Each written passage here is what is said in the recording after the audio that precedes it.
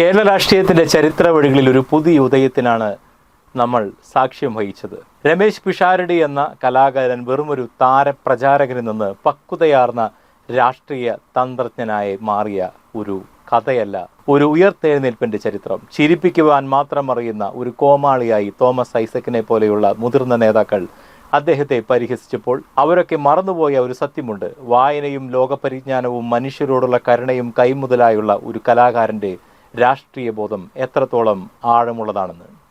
മഹാനായ നടൻ മമ്മൂട്ടി തൻ്റെ യാത്രകളിൽ പിഷാരടിയെ നിഴലായി കൂട്ടുന്നത് അദ്ദേഹത്തിൻ്റെ തമാശകൾ കേൾക്കാൻ മാത്രമല്ല, മറിച്ച് ഏത് ഗൗരവമേറിയ വിഷയത്തിലായാലും കൃത്യമായ നിലപാടും വിജ്ഞാനവുമുള്ള ഒരു വ്യക്തി എന്ന നിലയിൽ കൂടിയാണെന്ന് ഇന്ന് ലോകം തിരിച്ചറിയുന്നു. BJPയുടെ കരുത്തറ്റ കോട്ടയായ പാലക്കാട് ശോഭാ സുരേന്ദ്രനെ പോലെയുള്ള ഒരു കരുത്തറ്റ സ്ഥാനാർത്ഥി സുഗമമായി ജയിച്ചു കയറുമെന്ന് എല്ലാവരും പ്രവചിച്ച ഇടത്താണ് പിഷാരടി എന്ന ബുദ്ധിശാലിയായ രാഷ്ട്രീയക്കാരൻ്റെ ഇടപെടലുകൾ ചിത്രം മാറ്റിവരച്ചത്.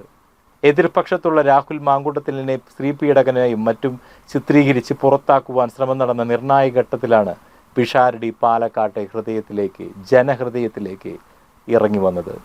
താനൊരു സിനിമാ നടനല്ല, മറിച്ച് ജനങ്ങളുടെ ആവശ്യങ്ങൾക്കായി കൂടെ നിൽക്കുന്ന ഒരു സാധാരണക്കാരനാണെന്ന ഉറച്ച പ്രഖ്യാപനത്തോടെയായിരുന്നു ആ കടന്നുവരവ്. BJP കൗൺസിലർമാർ അദ്ദേഹത്തിൻ്റെ വഴി തടയാൻ ശ്രമിച്ചതും അത് സോഷ്യൽ മീഡിയയിൽ വലിയ ചർച്ചയായതും വോട്ടർമാരുടെ ചിന്താഗതിയെ തന്നെ സ്വാധീനിക്കാനിടയായി. അതിനുപരിയായി വോട്ടിങ്ങിൻ്റെ തലേന്ന് മരുന്ന് വാങ്ങാൻ പോലും പണമില്ലാത്ത പാവപ്പെട്ടവരെ സഹായിച്ചതിന് പണം നൽകി വോട്ട് പിടിക്കില്ലെന്ന് ശോഭാ സുരേന്ദ്രൻ വ്യാഖ്യാനിച്ചപ്പോൾ അത് മലയാളിയുടെ സാമാന്യ ബോധത്തെ പരിഹസിക്കുന്നതിന് തുല്യമായിരുന്നു. രാഷ്ട്രീയ വൈരാഗ്യത്തിൻ്റെ പേരിൽ കരുണയെ തള്ളിക്കളഞ്ഞ ശോഭാ സുരേന്ദ്രൻ്റെ വാക്കുകൾ BJP അനുഭാവികളെ പോലും പിഷാരടിയുടെ പക്ഷത്തേക്ക് ചിന്തിക്കുവാൻ പ്രേരിപ്പിച്ചു. രാഹുൽ മാങ്കൂട്ടത്തിൻ്റെ വിജയത്തിൻ്റെ പിന്നിൽ പിഷാരടിയുടെ ഈ രാഷ്ട്രീയ വിവേകവും എതിരാളികളുടെ കുപ്രചാരണങ്ങളെ തൻ്റെ വാക്ചാതുര്യം കൊണ്ട് പ്രതിരോധിച്ച രീതിയും വലിയൊരു പങ്കുവഹിച്ചിട്ടുണ്ട്. ഇന്ന് അദ്ദേഹം നിയമസഭയുടെ പടവുകൾ കയറാൻ തയ്യാറെടുക്കുമ്പോൾ അത് കേവലം ഒരു വ്യക്തിയുടെ വിജയമല്ല, മറിച്ച് പക്വതയാർന്ന രാഷ്ട്രീയ സംവാദങ്ങളുടെയും മനുഷ്യ സ്നേഹത്തിൻ്റെയും വിജയമാണ്.